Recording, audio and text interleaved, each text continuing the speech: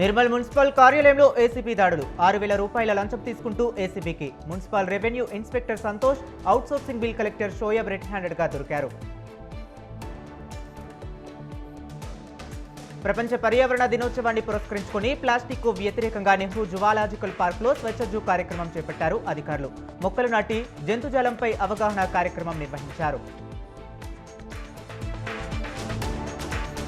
Old Boinpally division హస్మత్పేటలో శివాలయం, శ్రీ దుర్గామాత, శ్రీ రేణుక ఎల్లమ్మ తల్లి దేవాలయం ముఖద్వార ప్రారంభోత్సవం అంగరంగ వైభవంగా జరిగింది. ఈ కార్యక్రమానికి ముఖ్య అతిథులుగా మల్కాజ్గిరి పార్లమెంట్ సభ్యులు ఈటెల రాజేందర్, మాజీ కేంద్ర మంత్రి సర్వే సత్యనారాయణ విచ్చేశారు. ప్లాస్టిక్ వ్యర్థాలను నియంత్రించకపోతే పర్యావరణానికి పెనుముప్పు తప్పదని పర్యావరణవేత్తలు హెచ్చరించారు.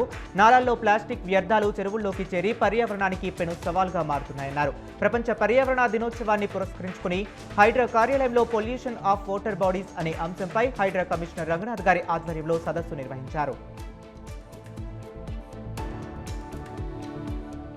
అక్రమ గంజాయి రవాణా, గోవులను తరలించిన అసాంఘిక కార్యకలాపాలు నిర్వహించిన వారిపై కఠిన చర్యలు తీసుకుంటామని తెలిపిన Choutuppal circle inspector Manmatha Kumar Valigonda road చౌరస్తా నెంబర్ ప్లేట్లోని వాహనాలను తనిఖీ చేశారు. ఇక చెంచల్గూడ చౌరస్తాలో 2 రోజుల క్రితం కారు అదుపు తప్పి బైక్ ని ఢీకొట్టిన ఘటనలో తల్లి, చిన్నారి మృతి చెందారు. ప్రమాదం జరిగిన సమయంలో పోలీసులు నిర్లక్ష్యంగా వ్యవహరించారని ఆగ్రహం వ్యక్తం చేస్తూ సైదాబాద్ పోలీస్ స్టేషన్ ముందు కుటుంబ సభ్యులు ధర్నాకు దిగారు.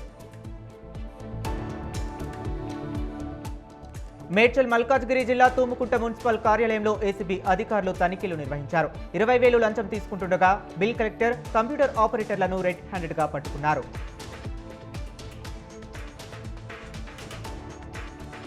సంగారెడ్డి జిల్లా జహీరాబాద్లోని మహీంద్రా కంపెనీలో కార్మిక సంఘం ఎన్నికల్లో ఒక్క ఓటు తేడాతో విజయం సాధించిన సిఐటియు అభ్యర్థి చుక్కా రాములు గెలుపొందారు.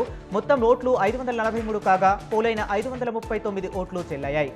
సిఐటియు అభ్యర్థి చుక్కా రాములకు 270, కాంగ్రెస్ ఐఎన్టీయూసీ అభ్యర్థి జానకి ప్రసాద్కు 269 పోలయ్యాయి.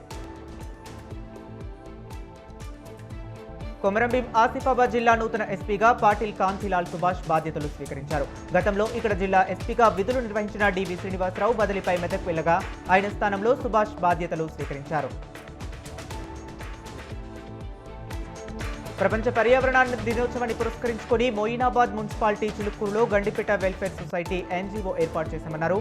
పర్యావరణాన్ని పరిరక్షించుకోవాలంటే ప్లాస్టిక్ వాడకాన్ని దూరంగా ఉండాలని, చెత్తను తడి పొడిగా వేరు చేసి వేయాలన్నారు.